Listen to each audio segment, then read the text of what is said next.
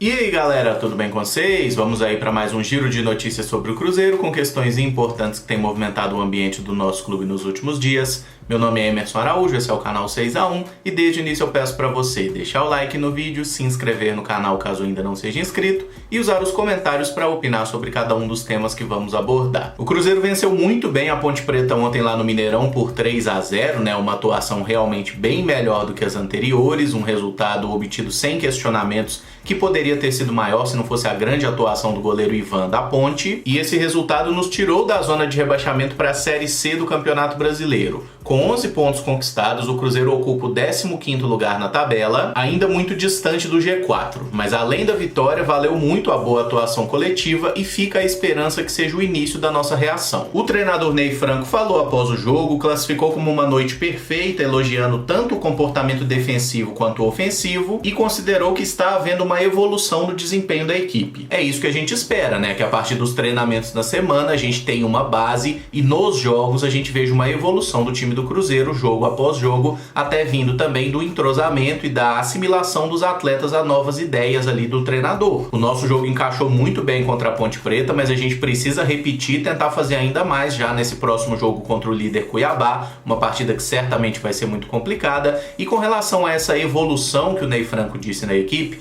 eu acho que é melhor a gente esperar mais alguns jogos para ver se de fato a gente tem uma evolução, especialmente a nível de resultados, porque o Cruzeiro nesse momento ele não pode apenas jogar bem, ele precisa de fato ganhar as partidas. E é óbvio que quem joga bem está mais perto da vitória, mas depois do início ruim que a gente teve na competição, é só uma regularidade em alto nível que vai de fato dar ao Cruzeiro a possibilidade de subir de divisão. Nosso grande objetivo é subir e a gente traçou agora uma meta curta com os atletas. Nesses 7 jogos finais a gente tem que terminar essa primeira fase do campeonato próximo do G4. Temos que ter essa capacidade de aproximar para que eles vejam o Cruzeiro chegando no retrovisor e esse é o grande desafio. Claro que não é uma missão simples, mas se repetir atuações boas como a de ontem de forma regular, eu acho que o Cruzeiro pode sim alcançar essa meta de se aproximar do G4 e dependendo, se a gente conseguir uma sequência de vitórias, até entrar nele. Mas é um jogo de cada vez, sem criar grandes expectativas que o Cruzeiro vai ganhar de todo mundo, que seria muito bom se acontecesse, mas não é muito realista pensar assim. O goleiro Fábio, que fez aniversário ontem, completando 40 anos, se disse muito feliz por estar jogando pelo Cruzeiro até essa idade,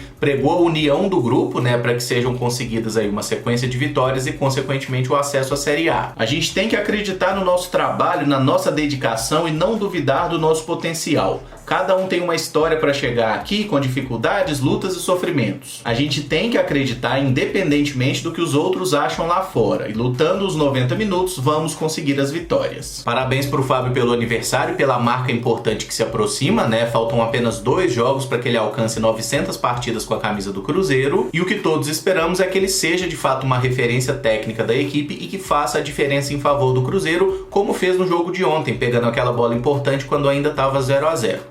O Fábio é um goleiro que tem muita história no Cruzeiro, é um cara muito importante dentro do grupo e é um cara muito caro também, a gente não pode esquecer disso para fazer a análise, então ele precisa sim fazer a diferença do Cruzeiro, ele não é um goleiro comum e ele não pode ser julgado como tal. E falando em goleiro, nessa semana o Ailton Serafim, que vinha sendo preparador de goleiros, deixou o clube. Ele foi pro Goiás para voltar a trabalhar com Anderson Moreira, que foi quem o trouxe para cá. E o Cruzeiro acertou com o André Croda, que trabalhou com o Ney Franco na Chapecoense. Eu não conheço o trabalho dele para avaliar, mas a Chape costuma ter bons goleiros, Então vamos torcer para que ele faça de fato um bom trabalho. Eu só não entendo por que o Cruzeiro não fixa o Léo Taná para ser o preparador de goleiros, visto que ele é funcionário do clube, a gente sempre viu muitos elogios ao trabalho que ele realiza e ele participou da formação de todos os jovens goleiros do clube. E falando em profissionais que chegam ao Cruzeiro, José Carlos Brunoro deve ser oficializado como diretor de planejamento do clube. Ele tem história no Palmeiras e trabalhou nos últimos anos em Chapecoense e Fortaleza. Eu sinceramente não entendo pra que mais um camarada atuando na gestão de futebol do Cruzeiro, não que a gestão esteja funcionando muito bem, mas pra que trazer mais um?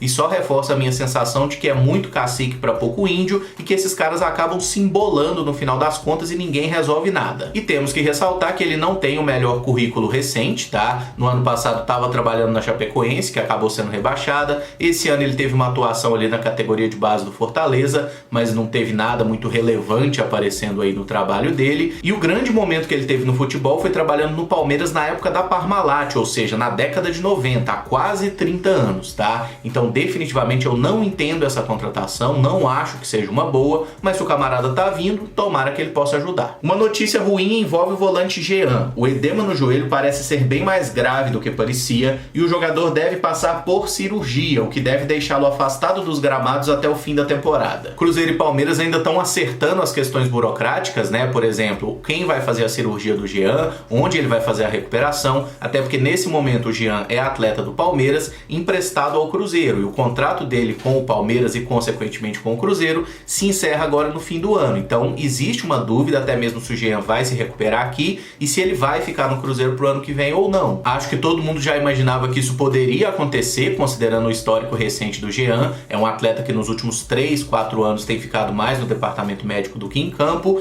E assim, convenhamos que isso não é culpa do cara, né? O jogador é quem mais sofre por isso e o Cruzeiro sabia disso quando contratou o atleta. Então eu torço para que o Jean se recupere logo, seja para jogar pelo Cruzeiro, para voltar pro Palmeiras ou ir para qualquer outro lugar. É uma coisa muito complicada porque a gente viu, por exemplo, no jogo contra o Vitória, que tecnicamente ele ainda tem lenha para queimar, ele ainda pode ajudar o time. O problema é que o corpo muitas vezes não responde como o atleta gostaria. O Ney Franco até falou da possibilidade de ter algum reforço, algum outro volante, porque ele disse que só enxergava Jean e Henrique para fazer o papel de primeiro volante. Ele parece não contar com o Machado para isso e eu não sei por que ele não considera, por exemplo, o Adriano, tá? Então o Ney Franco até falou ontem que tem mais uma contratação engatilhada, mais um jogador que vai chegar ao Cruzeiro, mas não revelou o nome nem a posição e é possível que a gente busque ainda mais um jogador para essa função de volante. Vamos aguardar. Falando em salários, o Cruzeiro acertou as pendências com o time feminino, o sub-20 e os demais funcionários. Só tá faltando pagar os atletas do profissional. O valor que deveria ter sido quitado no início de setembro ainda tá atrasado. E aí fica a preocupação porque a gente já tá chegando em outubro, então semana que vem já tem outra folha salarial vencendo e a gente não sabe se o Cruzeiro tem de fato condições de pagar por isso.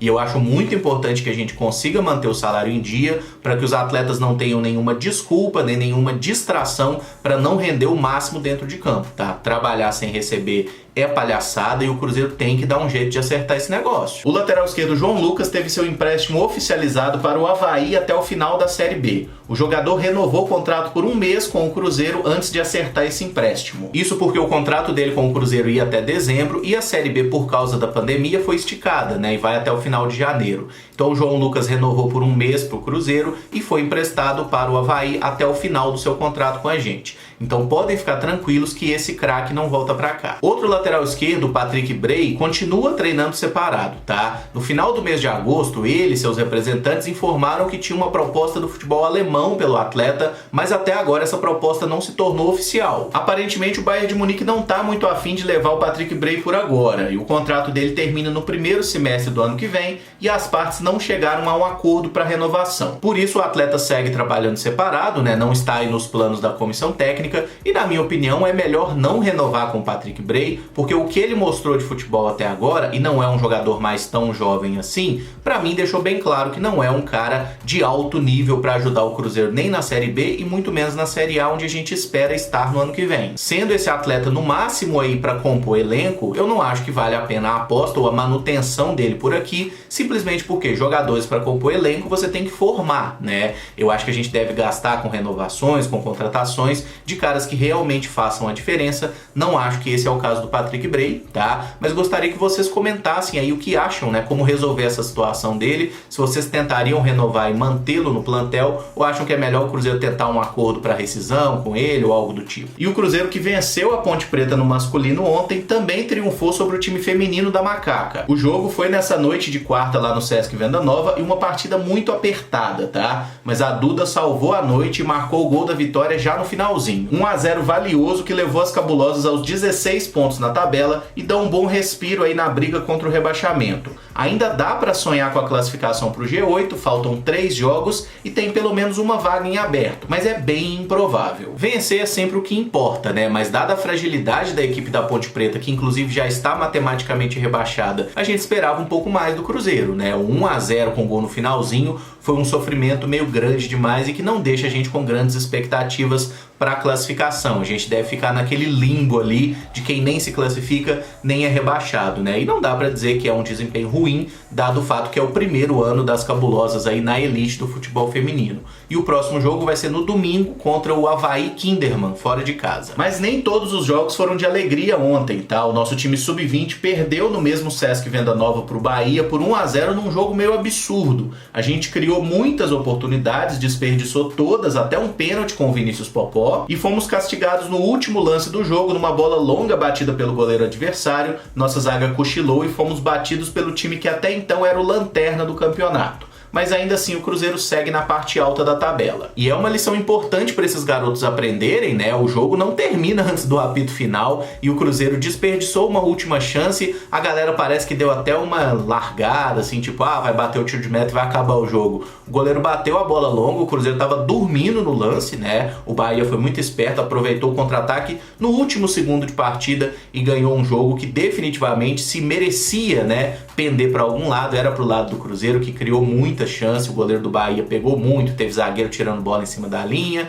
Enfim, tem dia que é assim mesmo, o futebol tem dessas, né? Às vezes a bola não quer entrar, mas faltou competência, né, do nosso time. É uma lição importante para eles aprenderem e entrarem mais ligados aí nos próximos jogos. O Cruzeiro volta a campo no sábado, vai pegar o Goiás fora de casa. E esse vídeo fica por aqui. Se você gostou, eu peço que deixe o like, se inscreva no canal caso ainda não seja inscrito e use os comentários para opinar sobre cada um dos temas. Hoje está programada uma live aí com o David, né? Amanhã a gente faz outro vídeo de notícias para abordar esse e outros assuntos que aparecerem, beleza? Muito obrigado por acompanhar, um abraço e até o próximo vídeo. Valeu!